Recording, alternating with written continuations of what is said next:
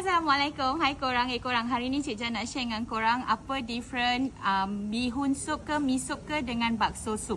Okey, kat Cik Jah ada dua-dua sup tau. Mi sup pun ada, bakso pun ada. Tapi dua-dua ni menggunakan sup yang berbeza. Dia tak sama Okey, kalau yang bakso korang boleh tengok dia macam gini. Sup dia begini. Dalam sup dia ada berbola daging, ada tahu, ada kobis cincang juga. Ini sup dia lebih ceroy. Nampak tak? Dia lebih ceroy tapi dia berasa ya. Dia bukan ceroy-ceroy kosong. Lepas tu dia datang dengan ada cili bakso ni. Dengan ada cili sos dengan kicap. Yang ini pun bukan kicap cili Maggi ke apa tau. Dia memang khas Indonesia punya Dia bukan yang biasa-biasa.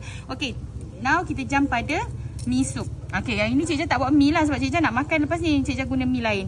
Okey, tapi dalam mi sup ni korang akan dapat udang, ada fishball, ada ayam. Dia tak sama tau dengan bakso. Bakso berbola daging tapi dalam mi sup korang akan dapat fishball, udang, ayam.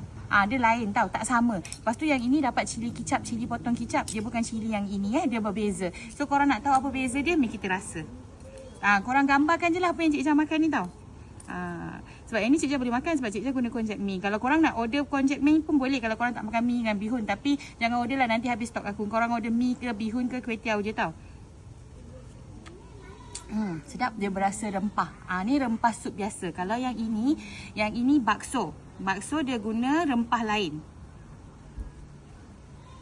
Batang bawang khas dengan lada putih. Nak tahu apa beza dia, nak rasa tahu sedap ke tak sedap, korang kena datang warung tau. Khamis hingga Isnin 5 petang hingga 10 malam. Datang tau. Datang pukul 5. Awal-awal datang. Jangan datang lambat-lambat. Nanti banyak benda yang dah habis. So korang kena datang awal-awal. Okey, bye korang. Jumpa lagi. Assalamualaikum.